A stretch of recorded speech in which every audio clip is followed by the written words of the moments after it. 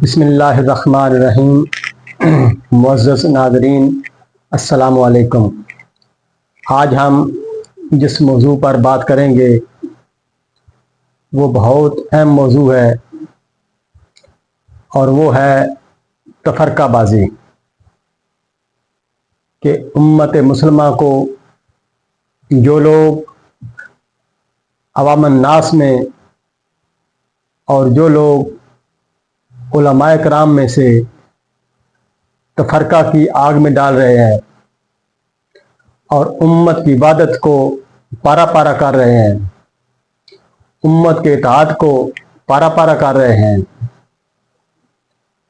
اپنے دنیاوی مفاد کی خاطر ایسے ایسے خطابات کرتے ہیں، ایسے ایسے عمل کرتے ہیں جس سے آج امت مسلمہ تفرقوں میں بٹ کر پارا پارا ہو چکی ہے۔ ایک مسجد کے نمازی دوسری مسجد میں جانے کے لیے تیار نہیں ہے، ایک مسجد کے امام صاحب دوسری مسجد کے امام صاحب سے ملنے کو تیار نہیں ہے، اور کسی ایک جماعت کے کارکن کسی دوسری جماعت کے کارکنوں سے بات چیت کرنے کے لیے راضی نہیں ہے۔ یہ صرف اور صرف اس وجہ سے ہے کہ اکثر و بیشتر علماء نے، واعظین نے، خطباء نے امت مسلمہ کو فرقہ پرستی کی آگ میں دھکیل دیا، امت کی عبادت کو پارا پارا کر دیا، امت کے اطاعت کو پارا پارا کر دیا، اور امت جس کے بارے میں حضور نبی اکرم صلی اللہ علیہ وسلم نے فرمایا کہ میری امت ایک جسد واحد کی طرح ہے، کہ اگر اس کو کسی ایک فرد کو تکلیف ہوتی ہے تو پوری امت بے چین ہو جاتی ہے۔ میرے آقا نے مثال عطا فرمائی کہ جس طرح ایک انسان کا جسم ہوتا ہے اور اس انسان کے جسم کے کسی ایک حصے کو تکلیف ہوتی ہے تو پورا انسان کا جسم جو ہے وہ بے چین ہو جاتا ہے، اسی طرح امت مسلمہ کی ترقی کا راز، امت مسلمہ کے عروج کا راز وحدت میں ہے۔ لیکن آج اکثر و بیشتر علماء الا ماشاء اللہ، بڑے بڑے اچھے علماء بھی ہیں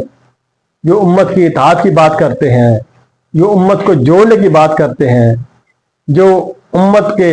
اطاعت کے لیے دن رات کوششیں جاری رکھے ہوئے ہیں۔ اللہ تعالیٰ ان کی کوششوں کو اپنی بارگاہ عالیہ میں قبول و منظور فرمائے اور آقا علیہ السلام کی امت کو اتحاد نصیب فرمائے۔ ناظرین، جو لوگ اس میں ملوث ہیں، ایک بات یاد رکھ لیں کہ وہ قرآن کے خلاف کام کر رہے ہیں۔ میں آپ کے سامنے بطور دلیل قرآن مجید 8واں پارہ سورہ الانعام اس کی آیت نمبر 159 پیش کر رہا ہوں۔ اس میں اللہ رب العزت فرماتے ہیں، ان الذین فرقوا دینہم وکانوا شیعا لست منہم فی شیء انما امرہم الی اللہ ثم ینبئہم بما کانوا یفعلون۔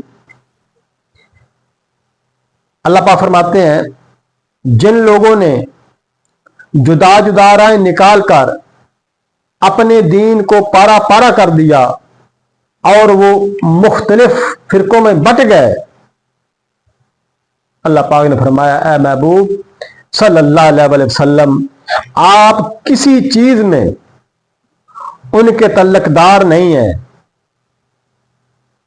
انما امرہم، بس ان کا معاملہ اللہ अल्लाह के हवाले है। सुम्मा फिर युनब्बिउहुम अल्लाह उन्हें खबरदार कर देगा बिमा कानू यफालून कि जो वो करते रहे थे। तो नाजरीन, आपने देखा कि अल्लाह तबारक व तआला ने फरमाया कि हबीब सल्लल्लाहु अलैहि वसल्लम, जो लोग फिरका परस्ती में मुलव्वस हैं, आका अलैहिस्सलाम की उम्मत को तकसीम करने की कोशिशों में जारी है और उन्होंने अपने दीन को पारा पारा कर लिया, टुकड़े टुकड़े कर लिया, अल्लाह पाक ने फरमाया महबूब आपका उनके साथ कोई ताल्लुक नहीं है। उनका मामला अल्लाह के सुपुर्द है और अल्लाह उनको खबरदार कर देगा कि जो वो किया करते थे। अल्लाह तबारक व तआला की बारगाह में दुआ है कि अल्लाह ताला हमें उम्मत को मुत्तहिद करने की तौफीक अता फरमाए और जो लोग उम्मत को तोड़ने की कोशिश करते हैं, जो लोग उम्मत में फसाद डालने की कोशिश करते हैं, अवाम अन्नास को उनसे परहेज करना चाहिए और ऐसे उलमा को, ऐसे खुतबा को सुनना चाहिए जो उम्मत को जोड़ने की कोशिश करते हैं, जो उम्मत के इताअत की बात करते हैं। ऐसे उलमा को सुनना चाहिए और जो उम्मत को तोड़ने की कोशिश करते हैं, उम्मत में फितना डालते हैं, उनसे अवाम अन्नास को परहेज करना चाहिए ताकि अल्लाह ताला उम्मत मुसलमान को अरूज अता फरमाए। वमा अलैना इल्लल बलागुल मुबीन।